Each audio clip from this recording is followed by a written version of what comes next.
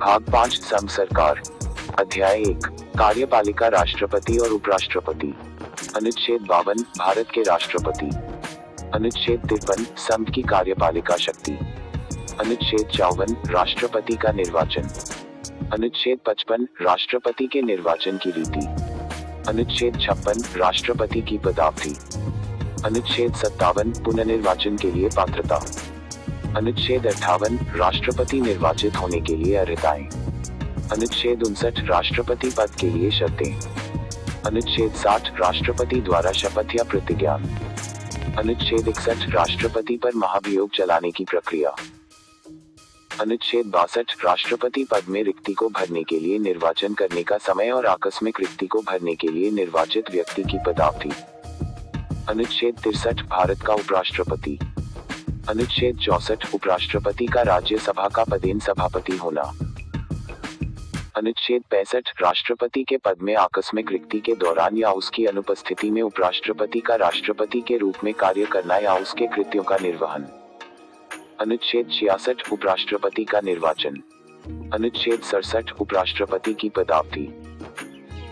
अनुच्छेद 68 उपराष्ट्रपति पद में रिक्ति के स्थान को भरने के लिए निर्वाचन करने का समय और आकस्मिक रिक्ति को भरने के लिए निर्वाचित व्यक्ति की पदावधि।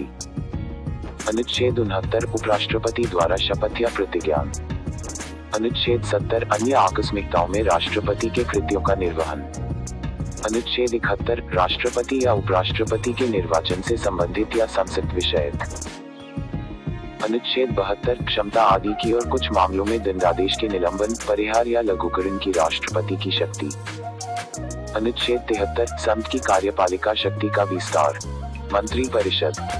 अनुच्छेद 74 राष्ट्रपति को सहायता और सलाह देने के लिए मंत्री परिषद। अनुच्छेद 75 मंत्रियों के बारे में अन्य उपबंध। भारत का महान्यायवादी। अनुच्छेद 76 भारत का महान्यायवादी। सरकारी कार्य का संचालन। अनुच्छेद 77 भारत सरकार के कार्य का संचालन। अनुच्छेद 78 राष्ट्रपति को जानकारी देने आदि के संबंध में प्रधानमंत्री के कर्तव्य। अध्याय 2 संसद साधारण। अनुच्छेद 79 संसद का गठन। अनुच्छेद 80 राज्यसभा की संरचना। अनुच्छेद 81 लोकसभा की संरचना। अनुच्छेद 82 प्रत्येक जनगणना के पश्चात पुनः समायोजन। अनुच्छेद 83 संसद के सदनों की अवधि। अनुच्छेद 84 संसद की सदस्यता के लिए अर्हता। अनुच्छेद 85 संसद के स्तर, सत्रावसान और विघटन। अनुच्छेद 86 सदनों के अभिभाषण का और उनको संदेश भेजने का राष्ट्रपति का अधिकार। अनुच्छेद 87 राष्ट्रपति का विशेष अभिभाषण। अनुच्छेद 88 सदनों के बारे में मंत्रियों और महान्यायवादी के अधिकार। संसद के अधिकारी। अनुच्छेद 89 राज्यसभा के सभापति और उपराष्ट्रपति। अनुच्छेद 90 उपसभापति का पद रिक्त होना, पदत्याग और पद से हटाया जाना। अनुच्छेद 91 सभापति के पद के कर्तव्यों का पालन करने या सभापति के रूप में कार्य करने की उपसभापति या अन्य व्यक्ति की शक्ति। अनुच्छेद 92 जब सभापति या उपसभापति को पद से हटाने का कोई संकल्प विचाराधीन है तब उसका पीठासीन न होना। अनुच्छेद 93 लोकसभा और अध्यक्ष उपाध्यक्ष।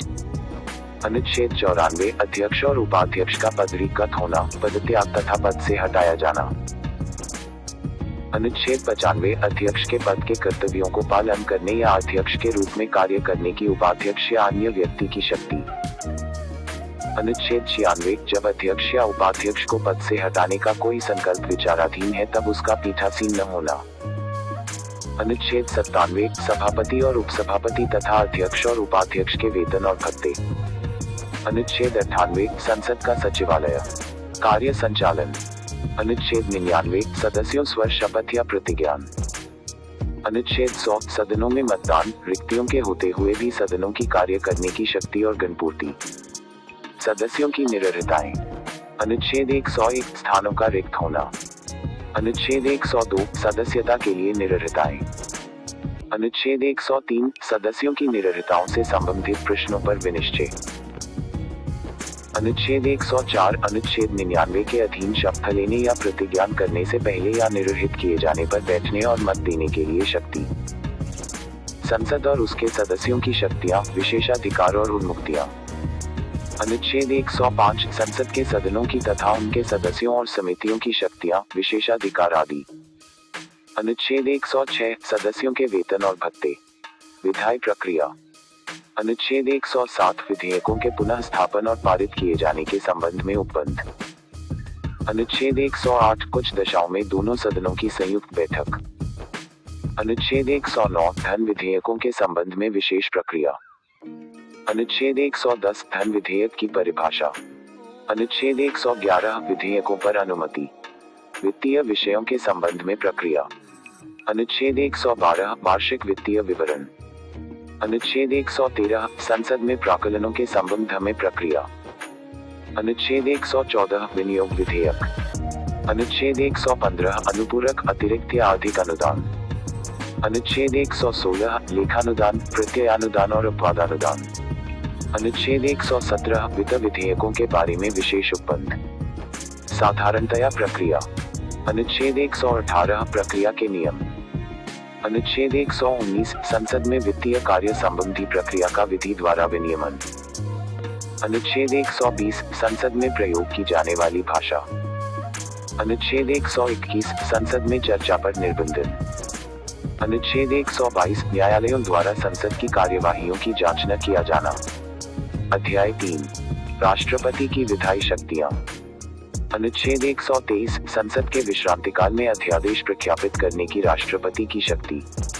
अध्याय 4 संघ की न्यायपालिका। अनुच्छेद 124 उच्चतम न्यायालय की स्थापना और गठन। अनुच्छेद 125 न्यायाधीशों के वेतन आदि।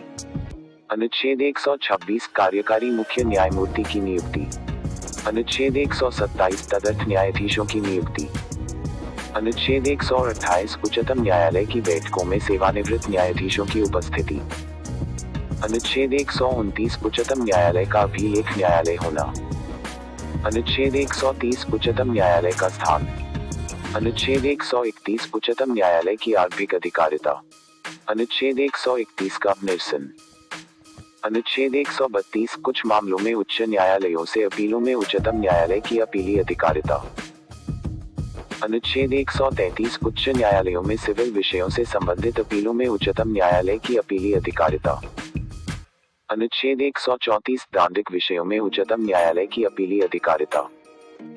अनुच्छेद 134 का उच्चतम न्यायालय में अपील के लिए प्रमाण पत्र। अनुच्छेद 135 विद्यमान विधि के अधीन फेडरल न्यायालय की अधिकारिता और शक्तियों का उच्चतम न्यायालय द्वारा प्रयोक्तव्य होना। अनुच्छेद 136 अपील के लिए उच्चतम न्यायालय की विशेष इजाजत। अनुच्छेद 137 निर्णयों या आदेशों का उच्चतम न्यायालयों द्वारा पुनर्विलोकन। अनुच्छेद 138 उच्चतम न्यायालय की अधिकारिता की वृद्धि। अनुच्छेद 139 कुछ रिट निकालने की शक्तियों का उच्चतम न्यायालय को प्रदत्त किया जाना। अनुच्छेद 139 का कुछ मामलों का अंतरण। अनुच्छेद 140 उच्चतम न्यायालय की आनुषंगिक शक्तियां। अनुच्छेद 141 उच्चतम न्यायालय द्वारा घोषित विधि का सभी न्यायालयों पर आबद्ध होना। अनुच्छेद 142 उच्चतम न्यायालय की डिक्रियों और आदेशों का प्रवर्तन और प्रकटीकरण आदि के बारे में आदेश। अनुच्छेद 143 उच्चतम न्यायालय से परामर्श करने की राष्ट्रपति की शक्ति। अनुच्छेद 144 सिविल और न्यायिक प्राधिकारियों द्वारा उच्चतम न्यायालय। अनुच्छेद 144 का निरसन। अनुच्छेद 145 न्यायालय के नियम आदि। अनुच्छेद 146 उच्चतम न्यायालय के अधिकारी और सेवक तथा व्यय। अनुच्छेद 147 निर्वचन। अध्याय 5 भारत के नियंत्रक महालेखा परीक्षक। अनुच्छेद 148 भारत का नियंत्रक महालेखा परीक्षक। अनुच्छेद 149 नियंत्रक महालेखा परीक्षक के कर्तव्य और शक्तियां। अनुच्छेद 150 संघ के और राज्यों के लेखाओं का प्रारूप। अनुच्छेद 151 संपरीक्षा प्रतिवेदन।